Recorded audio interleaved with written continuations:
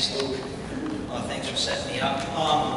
Yeah, I went on a little 4-day backpacking trip out to Death Valley National Park, and it's just kind of a part of the country that always intrigued me. You know, my impression of Death Valley has always been, well, it's a barren desert. Well, I found out that it's a lot more than that. As you can see by this picture, the backdrop there. It was with a company called Wildland Trekking. There were 6 of us clients and the guide. But our backpack started. We flew into, I flew into Las Vegas, and it was about a 4-hour drive to get to our trailhead. We drove through here. We drove by the Furnace Creek Visitor Center, which is a very nice visitor center. Past a place called Stovepipe Wells. Which has just, a very remote little grocery store and a gas station. And then we went off-road back in here on a kind of a dirt road. But Death Valley National Park, it's almost exclusively in California, as you can see from this map. There's a little piece in Nevada. And it's a pretty big national park. Matter of fact, it's 5,300 square miles. And it's the largest national park in the contiguous 48. It's quite mountainous. On the west side is the Sierra Nevada, and then there's a couple of ranges within the park.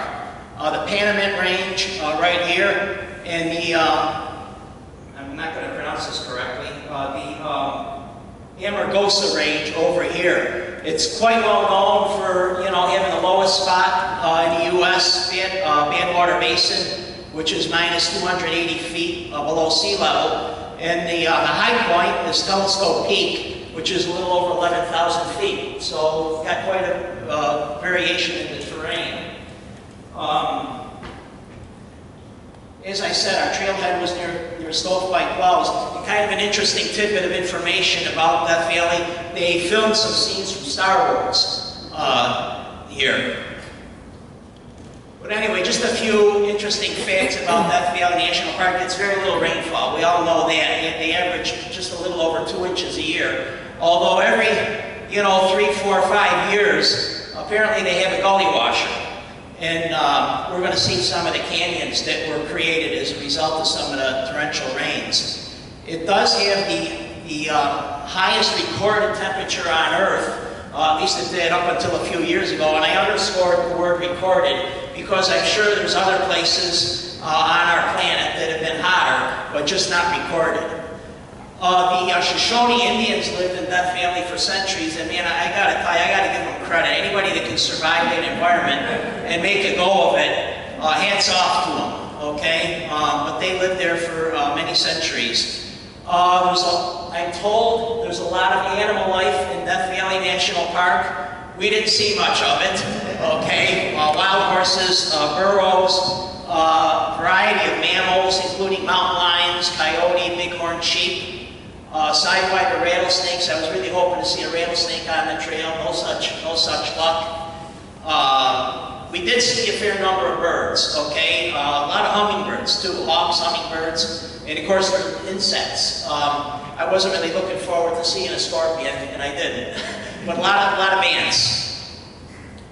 We did see a lot of horse droppings along the trail, and I said, all of us said, oh man, we're gonna see some horses. As we're hiking through here. But our guide quickly dispelled that. He says, don't get your hopes up. Because of the environment, the horse droppings were kind of like petrified. He says they could have been here for years. So don't get your hopes up about seeing a horse. This, I apologize, this is about the best picture I could come up with for our hike. Ignore these pink lines, but it was a fairly easy backpack over the 4 days. We covered about 31 miles. We went in a clockwise direction here from the parking lot, starting elevation of 1,900 feet. Went around this way. We went through parts of 3 different canyons. Elevation ranged from 1,900 feet in the parking lot to 5,500 feet. There were some water sources along the way, which the guide knew about. We started out the first day, all of us were carrying 4 liters of water, but the guy knew that we were going to be able to get some water along the way, which was a good thing. So day one, like I said, we drove 4 miles from Las Vegas to the trailhead. We had an 8.5 mile gradual uphill hike. It was pretty easy going. It was on what's called Cottonwood Canyon Road. We entered the designated wilderness, and then we camped in a small cottonwood grove that first night. So here we are starting out. You do see some vehicles at the trailhead. Over the course of the 4 days, we only saw 3 other people. One of them was a day hiker, and I'm not sure if the other 2 were day hiking or backpacking, but couldn't really tell. But of course, you can see the blazing sun coming down. This vegetation that you see, they told me it's creosote bushes. I'm not the naturalist that you are, Luke, but I was told they're creosote bushes. So they say they smell like a railroad tie. I really didn't go over to investigate that, but there's not. Next time, yeah. There's not a lot of vegetation. Here's our group, minus the one person taking a picture. Like I said, we had 6 clients, came from different parts of the country, and we ranged in ages. There were 2 of us that were 70 years old. One gal was 57, and the other 3 were all younger folks in their 20s. But I am happy to report that the 2 70-year-olds set the pace.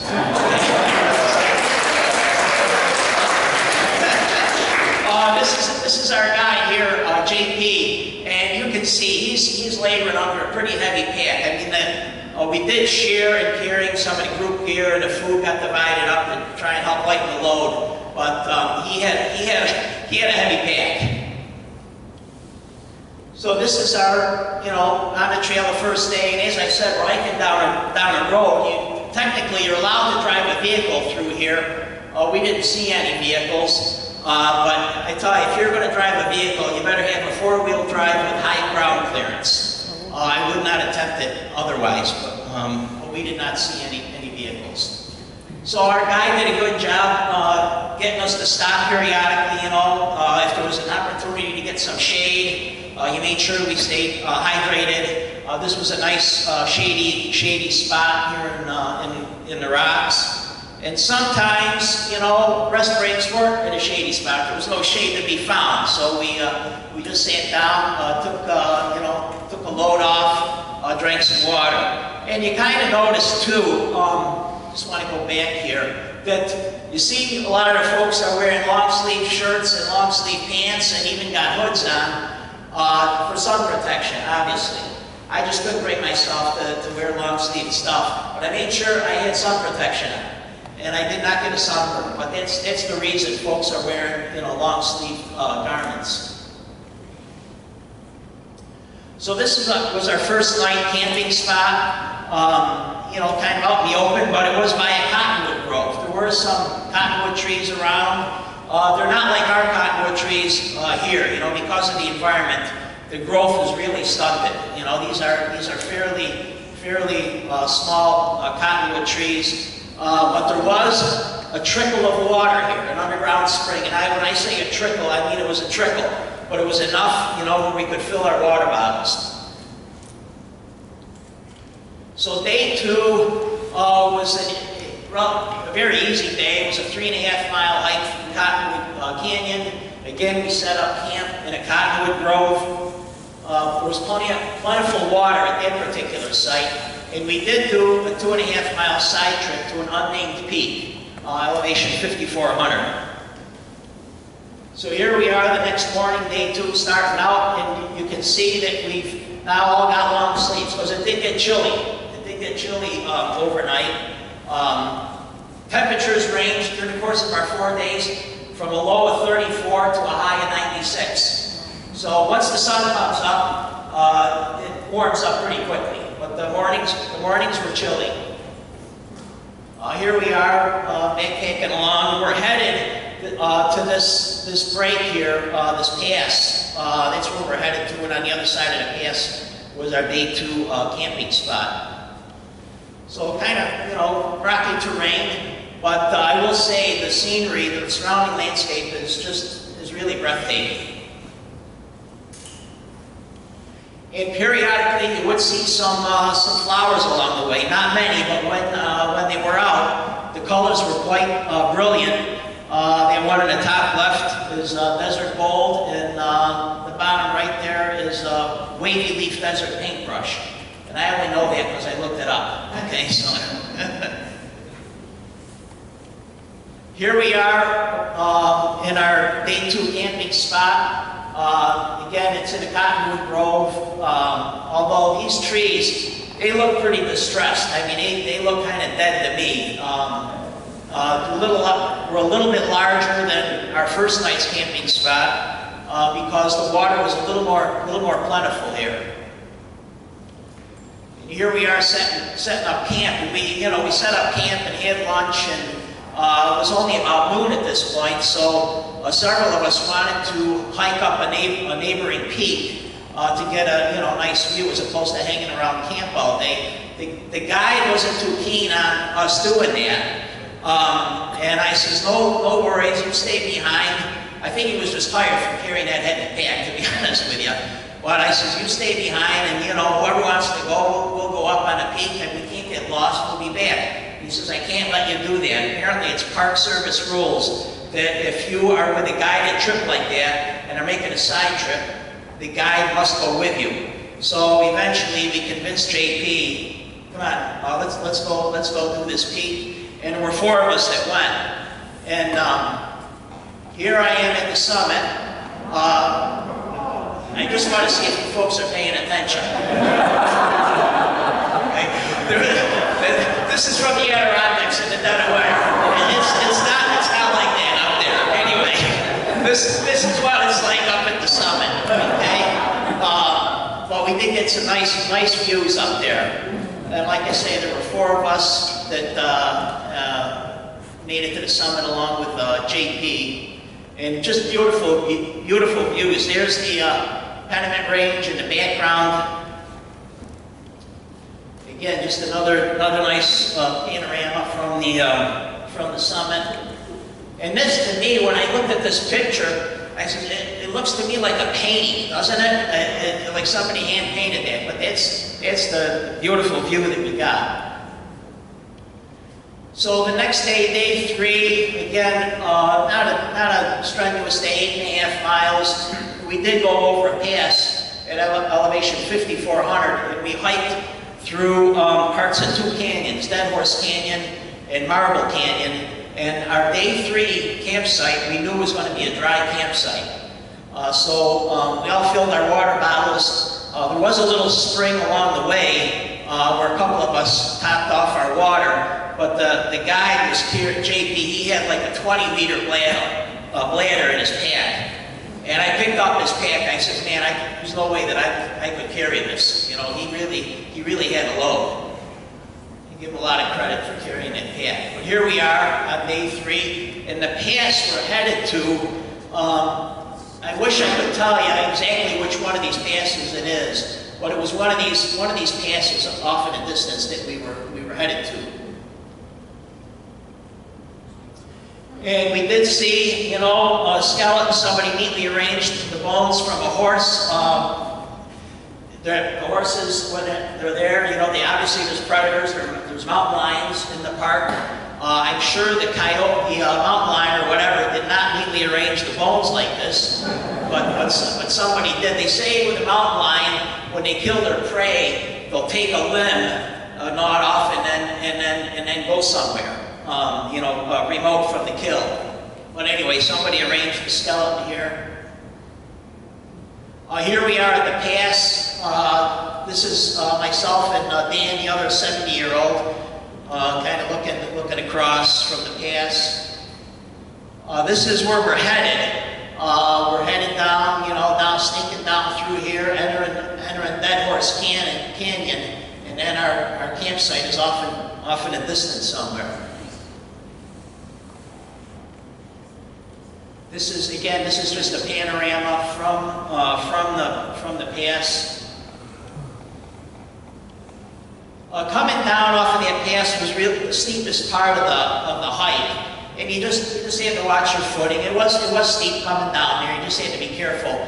A few other folks elected not to use hiking poles. You know, they left hiking poles back at the parking lot, and I think they regretted it when coming down, because the hiking poles really came in handy coming down this steep section here. But we all made it. No issues. Here we are entering Dead Horse Canyon. And of course, if you're a geologist, I'm sure you're in heaven here, you know, the different rock formations. I got a little lesson in the local geology from our guide, and he basically told me there's two types of rocks in Death Valley. There's either sedimentary or igneous. And because at one point this was all, you know, geologic time, this was all underwater. Okay? And either the igneous or the sedimentary rocks have been metamorphosized. Is that a word, Katie, or did I just make that up? Okay?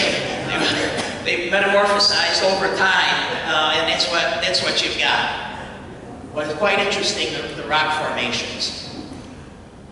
We did encounter this dry fall, it's referred to. Of course, when you get a gully washer, there's a waterfall actually here. You know, we dropped our packs by way of a rope and managed to scramble down this dry fall. Wasn't really a big deal, but I'm sure that when the water's going, it's pretty cool.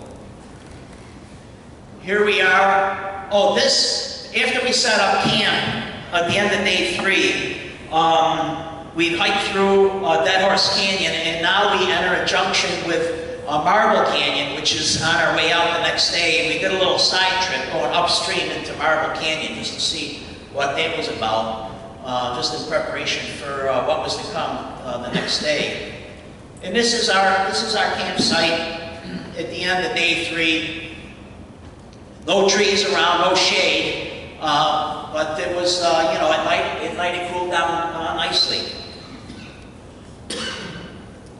And this picture, of course, the lighting in here is not the best, but even so, this picture doesn't do it justice. The night sky, it doesn't really show up at all very well here on the screen, but the night sky is absolutely brilliant. Jackson, I know you'd be in 7th heaven out there in Death Valley, but it's really just a beautiful sky. And it actually received, I looked this up, it received this gold rating by these folks, the dark sky folks, so it must be good, I guess. So day 4, our total mileage was 8 miles. We went through Marble Canyon. We saw some petroglyphs along the way, which I've got some photos, and then we returned to Las Vegas. So here we are through Marble Canyon. Just a couple of shots. These are some of the petroglyphs we saw, and you know, I'm sure, you know, if you're an archaeologist or whatever, it's you know, I guess I can see a person standing here waving his arms, and if you kind of use your imagination, you come up with stuff. But they say they figured out these are about 600 to 700 years old. These petroglyphs, pretty cool stuff.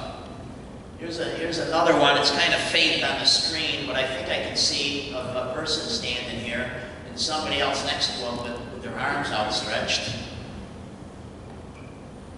To me, this looks like a jellyfish. I don't know. I'm sure whoever drew this, there weren't any jellyfish around, but in any event, I'm sure it had some significance to whoever etched this into the rock.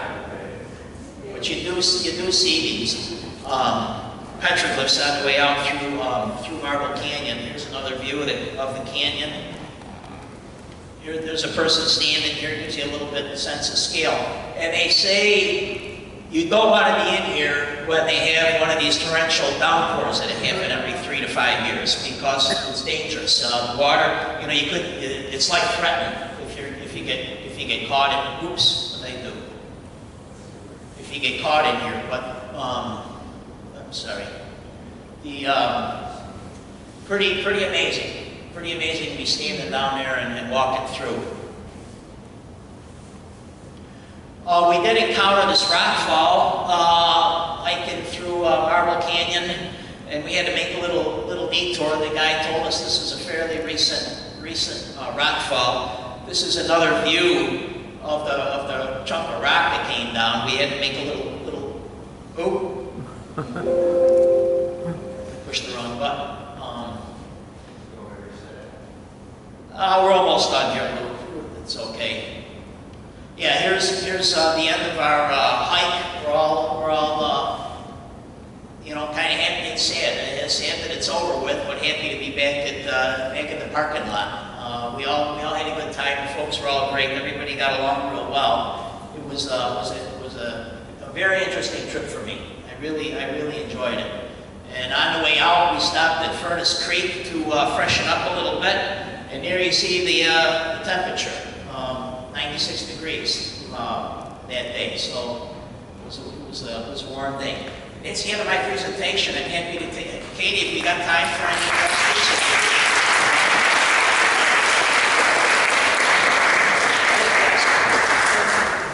Size comparison, that's as big and actually slightly bigger than the state of Connecticut, 5,000 square miles.